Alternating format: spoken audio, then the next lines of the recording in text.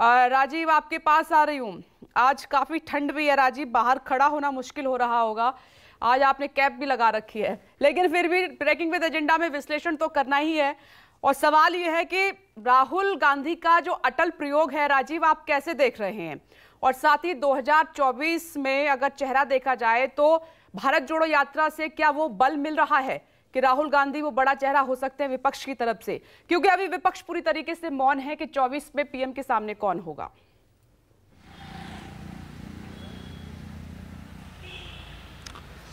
देखिए विपनेश, दिल्ली में ठंड तो अब आ गई है और आज मुझे लगता है कि सबसे ज़्यादा सर्द दिन है और दिल्ली वाले इंतज़ार भी कर रहे थे। दिसंबर ख़त्म होने को है कि उनके सर्दी के कपड़े कब निकलेंगे, कहीं ख़राबी ना हो जाए। दूसरी तरफ दुकानों पे सीजन की सेल भी आ गई है, ऑफ की सर्दी पूरी आई भी नहीं है। और इस सर्दी में आज राहुल गांधी को आप देखें टी शर्ट में, वो एक टी शर्ट में पूरी उन्होंने भारत जोड़ो यात्रा की। आप सुबह की भी तस्वीरें देखिए और पूर्व प्रधानमंत्रियों के यहाँ वो गए, अटल बिहारी वाजपेयी की भी समाधि स्थल पर गए। देखिए, प्रधानमंत्री जब एक बार कोई व्यक्ति प्रधानमंत्री के पद पर पहुंचता है तो वो देश का प्रधानमंत्री होता है, वो किसी पार्टी का नहीं होता। और हमारे सारे प्रधानमंत्री, मैं मानता हूँ कि चाहे वो किसी भी दल के हों, जो देश के प्रधानमंत्री है वो हमारे लिए गौरव का विषय है और हम उन पर नाज और शान से कहते हैं कि हमारे देश के प्रधानमंत्री हैं। अब बात आती है कि राहुल गांधी की जो भारत जोड़ो यात्रा है वो उनको कहां ले जाके खड़ा करती है। देखिए विपनेश, एक दिलचस्प तथ्य ये है कि आपने देखा होगा कि जब से राहुल गांधी की यात्रा दिल्ली के करीब या उसके थोड़ी पीछे से आप 10 दिनों से देखिए, विपक्ष के किसी बड़े नेता का राहुल गांधी की, बीजेपी का तो आता रहता है, बीजेपी कह रही है क्रिसमस में छुट्टी पे चले गए तो ये हो गया तो वो हो गया, तमाम बातें वो कह रहे हैं। लेकिन अगर आप विपक्ष के नेताओं की बात कीजिए तो विपक्ष का नेता कोई भी राहुल गांधी की पदयात्रा की चर्चा नहीं कर रहा है। हाँ, दबे जुबान अगर आप उनके पार्टी के नेताओं से बात कीजिए तो ये जरूर कहते हैं कि राहुल गांधी ने एक बड़ा काम किया है सड़क पर उतरकर, जो अभी तक पिछले 40 सालों में चंद्रशेखर जी के बाद किसी नेता ने नहीं किया।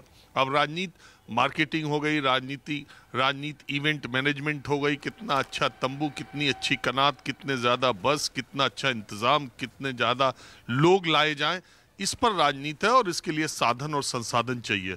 पैदल चल करके, लोगों को हाथ हिला करके, भीड़ को इकट्ठा करके लोग स्वयंभू उसमें जुड़ते जाएं, पार्टी के कार्यकर्ताओं में एक जोश हो। एक गिरी हुई, ऑक्सीजन पर टिकी हुई पार्टी का नेता अगर चुनावों से अपने को दूर करके ये काम करता है तो उसने अपने आप में एक अलग काम किया है। उसको सियासी सफलता कितनी मिलेगी नहीं मिलेगी अलग बात है, लेकिन राहुल गांधी ने एक काम बड़ा किया है, इससे कोई इनकार नहीं कर सकता।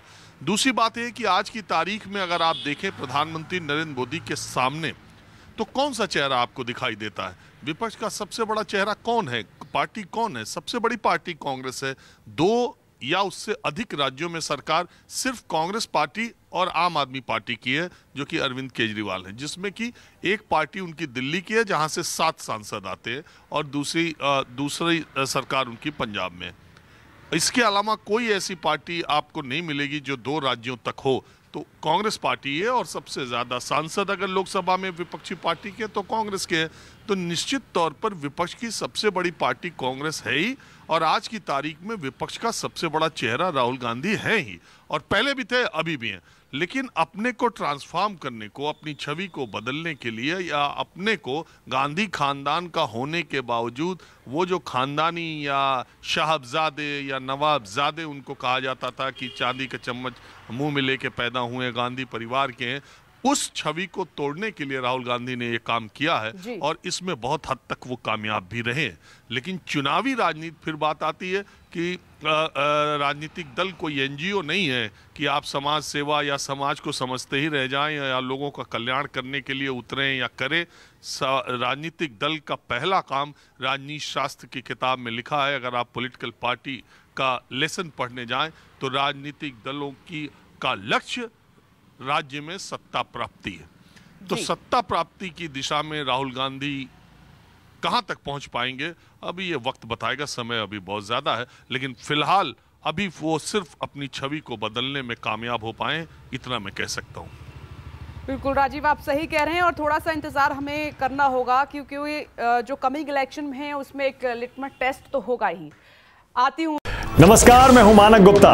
अगर आपको हमारा ये वीडियो पसंद आया हो तो इसे लाइक और शेयर जरूर करें और हां, हमें सब्सक्राइब और फॉलो करना ना भूलें ताकि आप देश और दुनिया की कोई खबर मिस ना करें। तो जुड़े रहिए हमारे साथ और देखते रहिए न्यूज़ 24।